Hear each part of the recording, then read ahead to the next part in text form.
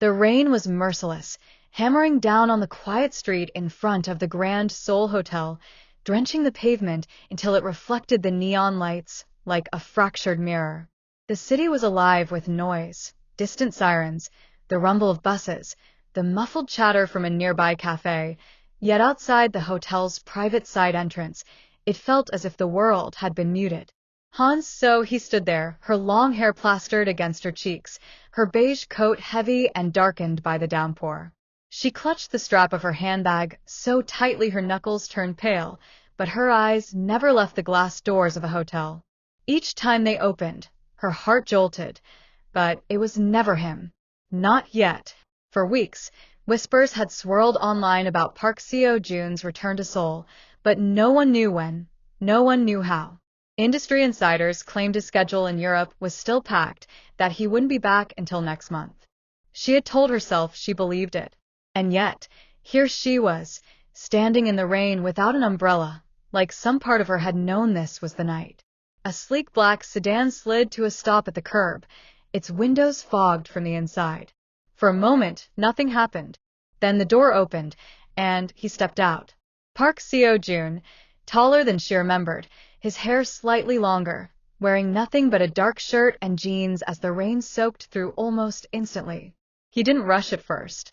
He just looked at her, his expression unreadable, as if taking in the fact that she was actually there. And then, without hesitation, he crossed the distance between them. The first words out of his mouth weren't rehearsed or guarded. They were raw, almost whispered. So he.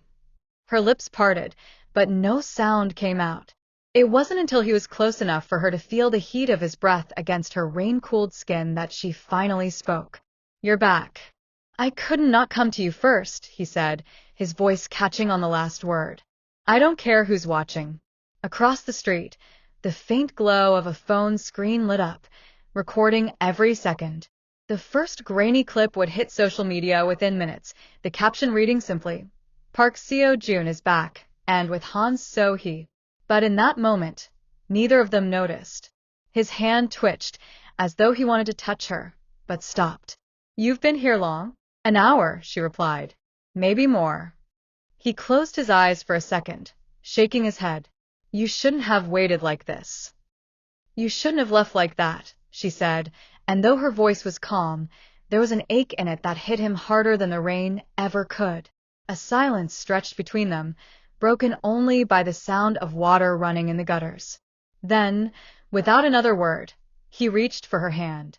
She hesitated for a fraction of a second before letting him take it. His grip was warm, steady, almost protective.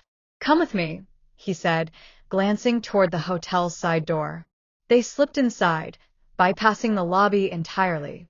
The security guard gave a slight nod, clearly expecting them, and the elevator doors closed around them with a soft chime. The ride-up was quiet. She stared at the glowing numbers above the door. He stared at her reflection in the mirrored walls. When they reached the top floor, he led her down a carpeted hallway to a corner suite, unlocking it with a card he'd pulled from his pocket. Inside, the room was warm, almost too warm after the chill outside. The curtains were drawn tight, blocking the city lights. A single lamp cast a pool of golden light over the sofa, where a half-empty wine glass sat on the coffee table. She turned to him, arms crossed, her wet coat dripping onto the carpet. "Why here?" "It's the only place I could go without someone finding out in an hour," he said, stepping closer. "But they'll still find out. They always do." "What are you really doing here, Seo Joon?" she asked, her voice sharper now. "You've been gone for so long, and now you're back, and it's like you expect me to just," she trailed off, shaking her head. He took a deep breath, then reached into his pocket. Slowly, he pulled out a small envelope, water-stained from the rain. "Because I couldn't say this over the phone. And because if I waited any longer, I might not get the chance." She stared at it, but didn't move to take it. Instead, she asked, "What's in it?" "Everything I should have told you before I left," he replied, his voice low, almost afraid. Her eyes searched his face for a lie, but found only exhaustion and something else, something dangerously close to longing. She took the envelope, sliding her thumb under the flap. But before she could pull out the paper inside, he caught her hand. "Not yet," he said softly. "Read it when I'm gone." The words hit her like a sharp gust of wind. "You're leaving again?" He didn't answer, and that was answer enough. Outside the suite, footsteps echoed faintly in the hall. A staff member paused at the door, perhaps curious, perhaps listening. Inside, the air between them was heavy, charged with the things left unsaid. By the next morning, photos would leak. Seo Joon entering the hotel through a side entrance, Han So Hee disappearing inside moments later. The headlines would spin their own versions of the truth. But none of them would know what really happened in that suite, or why she sat for hours after he left, holding that unopened letter as the rain finally stopped. The rain refused to stop, as if the sky itself wanted to witness what was about to unfold. Han So Hee stood there, her hair clinging to her cheeks, her coat heavy with water, but she did not move.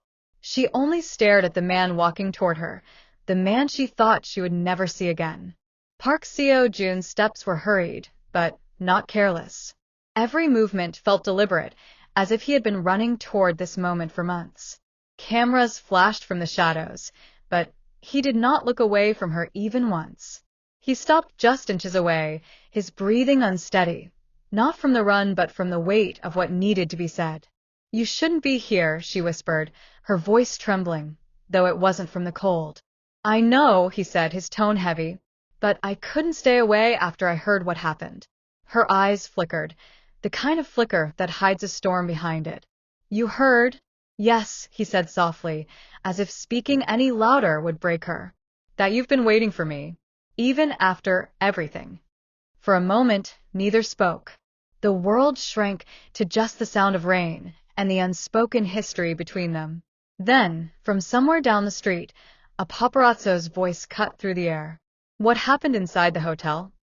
The question was sharp enough to slice through their fragile moment. Han So Hee's breath caught, her eyes darting toward the building behind her.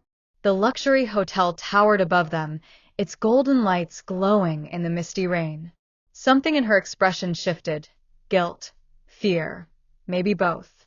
"It doesn't matter," she said quickly, turning her face away.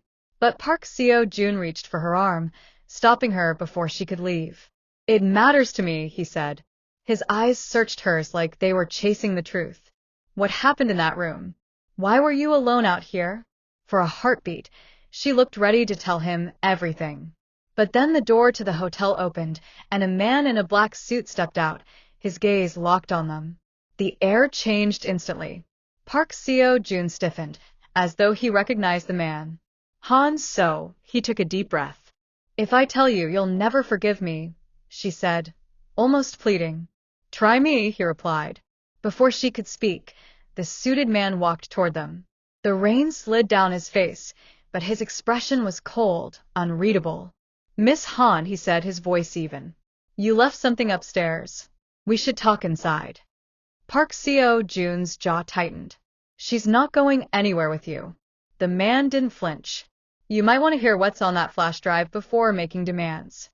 A silence heavier than the rain settled between them. Han So Hee looked at Park Seo Joon, her lips trembling as if she wanted to beg him to trust her. But her eyes told a different story, one filled with secrets, one that might destroy him if he knew. And in that moment, the night no longer belonged to the rain. It belonged to the truth neither of them was ready to face.